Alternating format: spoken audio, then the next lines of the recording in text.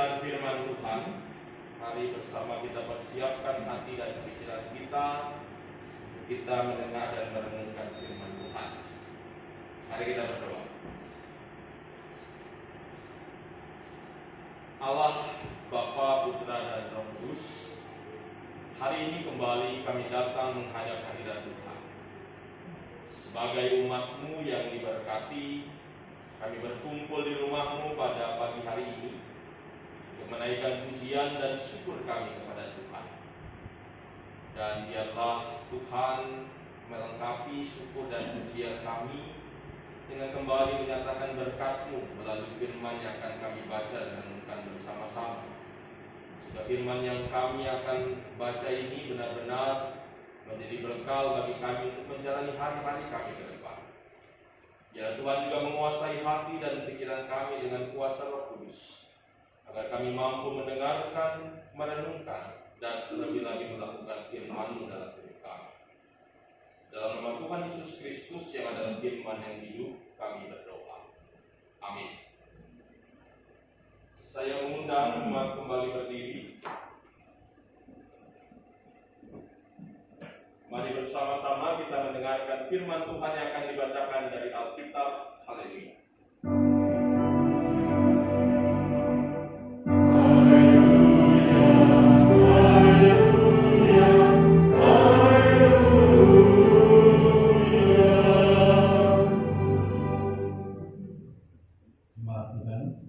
Pembacaan Alkitab pada hari ini diambil dari Amsal 3.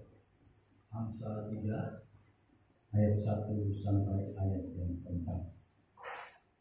Amsal 3 ayat 1 sampai ayat yang keempat. Demikian bunyi firman Tuhan.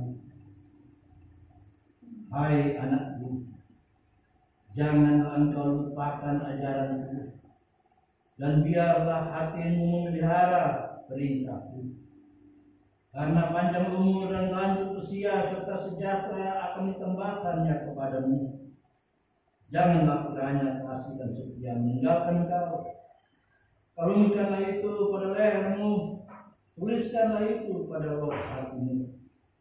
Maka engkau akan mendapat kasih dan penghargaan dalam pandangan Allah serta manusia.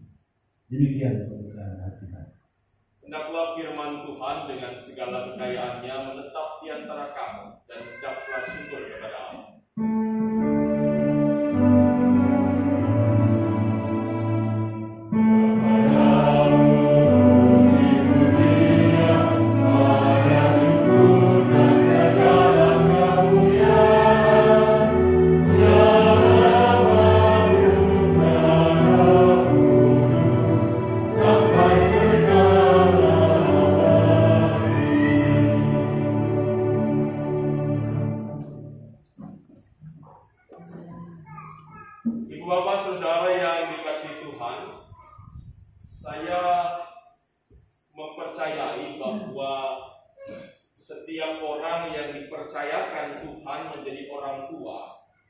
Pasti akan mempunyai harapan yang terbaik buat anak-anaknya.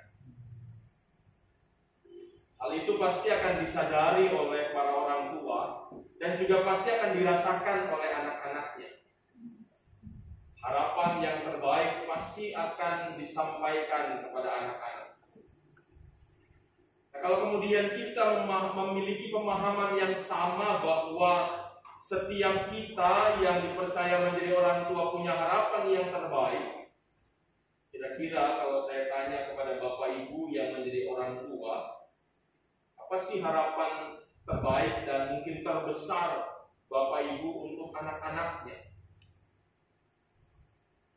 Kalau kita ditanya dengan pertanyaan ini sebagai orang tua, mungkin kita akan menjawab, supaya anak kita berhasil, supaya anak kita rukun bersama, supaya anak-anak kita ini bisa dapat pendidikan yang terbaik. Atau di zaman sekarang orang bilang supaya anak-anak kita sehat terus, karena sekarang kesehatan itu yang nomor satu. Tapi pernahkah kita sebagai orang tua punya harapan kepada anak-anak kita agar anak-anak kita itu punya iman yang kuat.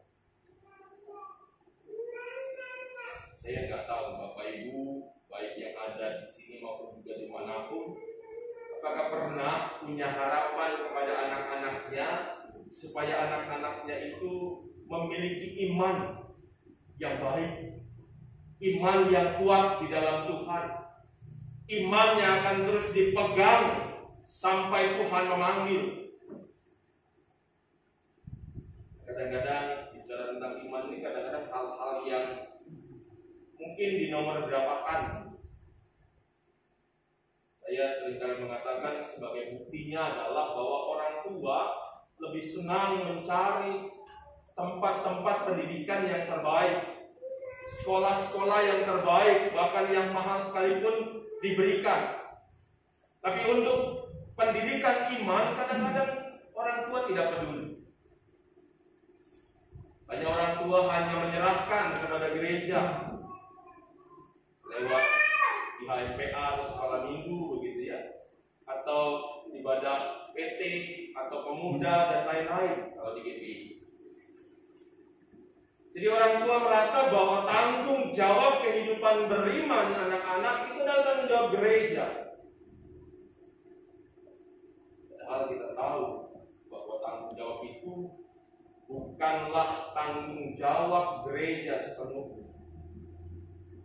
Gereja hanya membantu para orang tua untuk kehidupan beriman anak-anak. Tapi semuanya kembali kepada orang tua. Bagaimana membentuk karakter iman anak-anaknya. Karena hari-hari anak-anak adalah banyak bersama dengan orang tua. Dan saat itulah kita bisa membentuk karakter iman anak-anak kita. Nah, berbicara tentang iman ini memang nggak bisa langsung diwariskan saat begitu saja. Mungkin ada orang tua mengatakan, oh saya kan sudah jadi orang Kristen yang sangat taat. Saya sangat rajin beribadah, saya rajin pelayanan. Saya bisa wariskan itu buat anak-anak saya. Ternyata Bapak Ibu, namanya iman gak bisa diwariskan seperti kita mewariskan harta benda. Kalau kita bicara juga tentang iman, ada sebuah buku yang dituliskan oleh seorang ahli pendidikan Kristen, namanya John Westerhoff. Dia bilang bahwa kehidupan beriman seseorang itu akan melewati proses yang kemudian dibagi menjadi 4 tahap menurutnya. Yang pertama dia katakan seseorang itu akan memulai imannya dengan apa yang disebut dalam bahasa Inggris itu experience faith, atau iman karena pengalaman. Jadi dia mulai dengan memulai imannya dengan pengalaman-pengalaman yang dia miliki. Mungkin pengalaman saat orang tuanya mengajak dia ibadah. Mungkin pengalaman juga saat orang tuanya mengajarkan dia selalu berdoa setiap hari, setiap melakukan momen-momen apapun. Atau dia juga bisa melihat sekelilingnya bagaimana kehidupan keluarganya, orang tuanya, saudara-saudaranya dalam menjalankan iman. Jadi iman dimulai dengan pengalaman. Setelah itu dia akan masuk dalam tahap yang disebut sebagai affiliative faith, atau iman yang berafiliasi atau iman yang bergabung dalam bahasa sederhananya.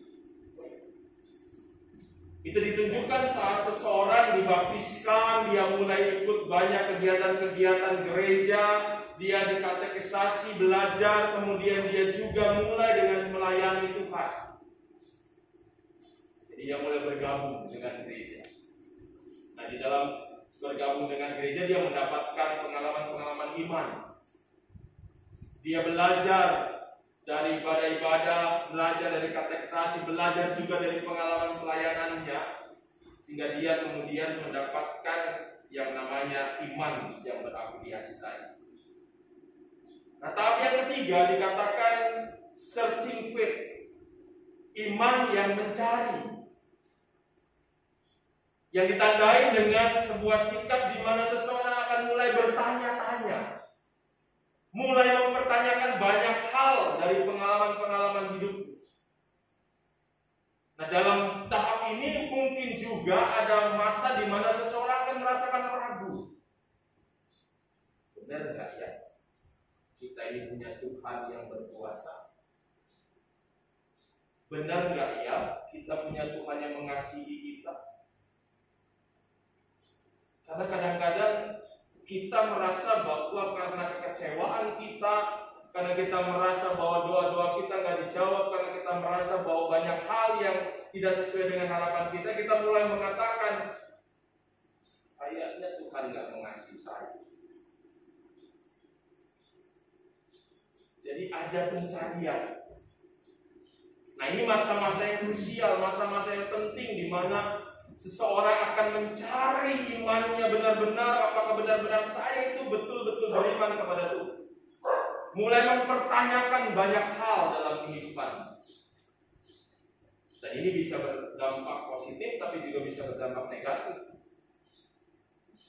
Positifnya saat dia mencari, kemudian akhirnya meyakini, dia akan semakin kuat iman. Tapi saat dia mulai dalam pencarian itu, dia tidak merasakan dan mungkin merasa bahwa ada pengalaman-pengalaman yang membuat dia ragu. Bisa saja orang kemudian malah meninggalkan Tuhan. Setelah lewat proses inilah, kemudian seseorang akan memiliki tahap yang keempat, yaitu own faith, atau iman yang dimiliki, iman pribadi yang benar-benar diyakini. Jadi akhirnya ada sebuah proses yang cukup panjang dalam kehidupan beriman seseorang sehingga dia akhirnya bisa meyakini dan mengimani. Kalau kemudian kita mendengarkan proses atau tahap itu, Bapak Ibu, saya kemudian menyimpulkan bahwa peranan orang tua dalam proses-proses itu sangat penting. Bayangkan kalau kemudian di dalam tahap yang pertama kita nggak pernah ajak anak-anak kita ke gereja, nggak pernah ajak anak-anak kita berdoa, kita nggak pernah ngajarin mereka untuk selalu bersyukur dalam doa kepada Tuhan. Ya, anak-anak pun akan terbiasa melakukan itu. Apapun ya sudah, nggak usah berdoa, semua jalan saja.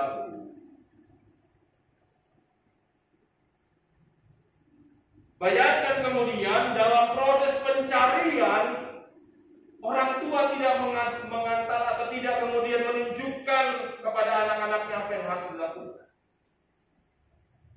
Akhirnya tadi saya katakan, banyak orang jadi ragu. Banyak orang bahkan mungkin bisa meninggalkan Tuhan. Jadi dalam proses iman seseorang, dalam pertumbuhan perkembangan imannya, ada peranan orang tua yang juga sangat penting di dalamnya. Kalau bicara tentang peranan orang tua, saya sering kali katakan orang Israel itu juga menyadari hal itu, Bapak Ibu. Mereka menyadari betul bahwa peranan mereka sebagai orang tua itu penting buat perkembangan iman anak-anak. Karena memang pesan Tuhan seperti itu. Kita lihat pesan Tuhan dalam kitab Ulangan pasal 6 ayat 6 dan 7, kemudian diulangi lagi dalam Mazmur 78 ayat 5 dan 6 yang mengatakan kepada orang Israel untuk terus menceritakan pengalaman dengan Tuhan turun-temurun. Angkatan demi angkatan harus memahami dan mengerti, mengetahui apa yang Tuhan sudah kerjakan dalam kehidupan mereka dan juga nenek moyang mereka. Jadi diceritakan kepada orang-orang Israel. Diperintahkan Tuhan dalam Ulangan pasal 6 ayat 6 dan 7. Kamu harus menceritakan semua supaya anak-anakmu akan mengetahui, kemudian anak-anakmu akan menceritakan juga sama anak-anak mereka, dan itu terus turun-temurun akan dilakukan. Sehingga semua orang bisa mendengar, semua orang juga bisa mengetahui bagaimana Tuhan berkarya dalam kehidupan mereka. Saya nggak tahu apakah Bapak Ibu pernah menceritakan sama anak-anak hal yang seperti itu. Pernahkah kita bercerita sama anak-anak kita bahwa kita ada sampai sekarang itu karena Tuhan? Pengalaman-pengalaman iman kita yang kita alami bersama dengan Tuhan kita ceritakan. Bukan cuma cerita nostalgia, bukan cuma cerita-cerita dongeng, tapi ceritakannya juga tentang pengalaman iman kita sama Tuhan. Bagaimana karya Tuhan kita rasakan dalam pengalaman hidup kita. Itulah yang terus-menerus disadari oleh bangsa Israel, termasuk di dalamnya adalah Salomo. Bapak Ibu Saudara, kita tahu bahwa Amsal ini dituliskan oleh Salomo dalam pemahaman juga bahwa dia menyadari betul tugasnya sebagai orang tua. Sehingga kemudian dalam salah satu bagian firman Tuhan, khususnya dalam perikop bacaan kita Amsal 3 ayat 1-4 atau mungkin sampai ayat 26 ini, ada begitu banyak pengajaran yang dia berikan kepada anak-anak. Ada pesan Tuhan yang dia sampaikan kepada anak. Bapak Ibu, ada yang ingat siapa anaknya Salomo? Kalau bapaknya Salomo pasti semua ingat ya. Tapi kalau anaknya Salomo jarang-jarang orang ingat. Anaknya Salomo itu salah satunya adalah namanya Rehabeam, yang dicatat di dalam kitab 1 Raja-Raja pasal 12. Jadi kalau kita bayangkan ini ada sebuah amsal nasihat yang diberikan Salomo buat anak. Dia katakan sama anaknya, "Hai anak, jangan engkau melupakan ajaran." Artinya ada sebuah komunikasi antara orang tua dengan anak yang mengingatkan kepada anak-anak betapa pentingnya pengajaran yang diberikan. Dalam bacaan firman Tuhan ada dua pengajaran penting yang disampaikan Salomo. Yang pertama di ayat 1 dia katakan, "Biarlah hatimu memelihara perintahku." Kita juga kemudian bisa memahami ini sebagai sebuah ajaran untuk anak-anak atau untuk Rehabeam waktu itu untuk mengikuti dan memelihara perintah Tuhan pada saat itu. Nah, dalam persiapan kemarin saya katakan bahwa pemahaman orang tua itu adalah wakil Tuhan itu juga dipahami oleh orang Israel. Jadi kalau dikatakan di sini peliharalah perintahku, artinya ada perintah yang harus dipelihara baik oleh Salomo maupun juga dari Tuhan lewat Salomo. Jadi diingatkan untuk anaknya, peliharalah perintah. Kalau bicara pelihara, jadi artinya apa? Artinya bukan cuma didengerin, bukan cuma kemudian disimpan. Yang namanya dipelihara itu kan seperti kita memelihara hewan atau tumbuhan yang harus kita rawat, begitu ya. Kita sirami, kita kasih makan, kita perlakukan dia baik sehingga dia bisa tumbuh. Dan akhirnya dia bisa berbuah. Nah, kalau kemudian dikatakan pelihara perintahku, artinya Tuhan juga inginkan setiap kita lewat kisah ini diingatkan. Kita dengar perintah Tuhan. Paling tidak setiap minggu lah dalam ibadah, begitu ya. Kita dengar apa yang Tuhan perintahkan sama kita. Tapi pertanyaannya, sudahkah kita pelihara itu? Jangan-jangan cuma kita dengerin, kita simpan selesai. Atau parahnya kita merasa kita dengerin, tapi ternyata masuk telinga kanan, keluar telinga kiri. Atau bahkan mungkin kita nggak dengar karena kita ngantuk. Gimana mau melakukan kalau kita nggak bisa dengar? Meskipun saya punya pengalaman, saya punya teman sekarang jadi pendeta juga. Itu kalau di kampus kuliah dia bisa tidur dalam kelas. Tapi waktu dosen kemudian bertanya atau kemudian diminta mahasiswa bertanya, dia bisa merespon itu benar. Jadi dijawab dosennya juga sesuai dengan yang diajari, atau dia merespon itu sesuai dengan juga yang diajari. Ada juga orang seperti itu, tapi nggak banyak. Yang ada ya kalau tidur ya tidur begitu kan. Sama kalau saya tidur nggak dengar apa-apa. Kadang-kadang gempa aja saya nggak bisa rasakan. Saya ingat dulu waktu tsunami di Aceh itu saya ada di Sumatera Utara. Itu kakak saya tugas di Purban namanya. Itu gempa.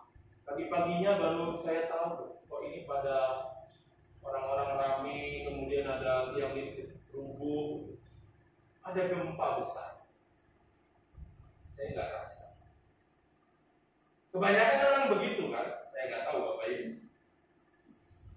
Jadi bagaimana kita paham, kita tahu kalau kemudian kita nggak bisa dengerin firman Tuhan itu dengan baik. Kalau ngantuk ibadah yang disalahin pendeta.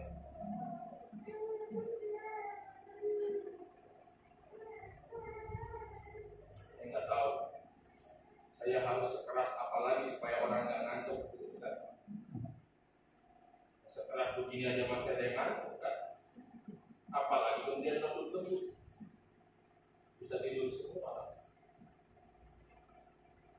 Artinya bahwa ada hal yang kita ingat tentang perintah Tuhan yang harus kita dengar, kita pelihara, kita kembangkan, kita rawat, sehingga dia bisa bertumbuh dan akhirnya berbuah lewat hidup kita.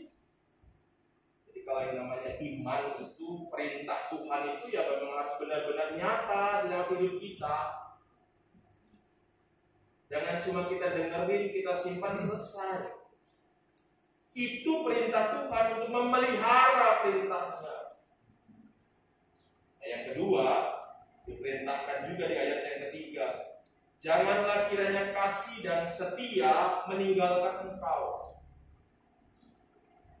Dalam ibadah yang lalu kita bicara tentang kasih. Rasa kasih bukan hal yang asing. Meskipun saya harus terus mengingatkan, meskipun ini gampang, kita tahu, kita paham, tapi kadang-kadang melaksanakannya nggak gampang. Meskipun kita tahu ini namanya kasih dan setia kan cuma 5 huruf begitu ya. Gampang kita ucapkan kan kasih dan setia, tapi kadang-kadang susahnya minta ampun melaksanakan. Kemarin saya sudah katakan buktinya apa. Tapi kita lihat bagaimana Tuhan mengingatkan kembali, biarlah kasih dan setia itu tidak meninggalkan engkau. Kalungkanlah itu pada lehermu, tuliskan itu pada loh hatimu. Kalungkan ke leher itu seperti kita laksana hook begitu ya, menjadi beban, ya bukan beban, artinya hal yang harus kita pegang terus. Jadi Tuhan mau lewat pengalamannya, lewat Salomo dalam nasihatnya kepada anaknya, Tuhan juga mengingatkan kita hari ini. Nah, Bapak Ibu, tapi ada hal yang penting lagi. Kalau tadi saya katakan ini adalah sebuah pengajaran Salomo buat anaknya, karena Salomo juga seperti Bapak Ibu yang punya harapan buat anaknya. Tapi ternyata pengajaran nggak cukup dengan kata-kata saja, dengan omongan saja. Pengajaran itu perlu dilengkapi dengan teladan lewat perbuatan. Ini buktinya nih. Kenapa saya katakan begitu? Ini bukti saja lewat apa yang diceritakan dalam Alkitab. Tadi saya katakan ini adalah nasihat Salomo buat anaknya. Salomo mau anaknya yang namanya Rehabiam ini baik-baik seperti dia jalani hidupnya. Tapi apakah kemudian harapan itu terwujud? Kalau kita baca dalam 1 Raja-Raja 12, ungkapan like father like son itu nggak terjadi sama Rehabeam.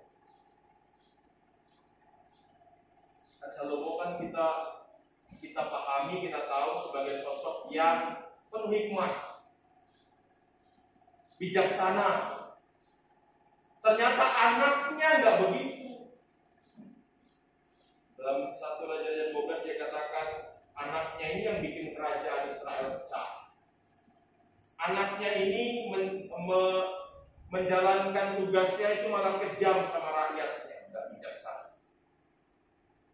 Kenapa itu terjadi? Salah satunya juga karena dia melihat Salomo juga punya kekurangan sebagai manusia. Memang kalau kita melihat mencontoh yang buruk itu lebih gampang ya, daripada mencontoh yang baik. Tapi tetaplah artinya berikan contoh yang baik dalam kehidupan kita, buat anak-anak kita, buat siapapun yang mau kita ajar, supaya mereka yang kita ajar juga bisa memahami dan melakukan. Sehingga kemudian juga harapan kita, khususnya buat anak-anak kita, benar-benar bisa terwujud. Meskipun kita tahu semua kembali tanggung jawab iman, tanggung jawab kehidupan itu adalah tanggung jawab masing-masing pribadi.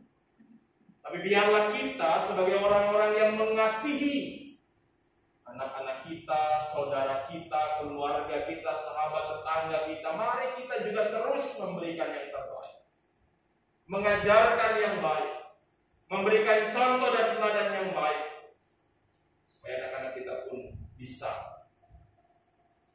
memiliki apa yang kita harapkan bersama-sama. Dan mari kita mulai bersama-sama menjalani ini semua.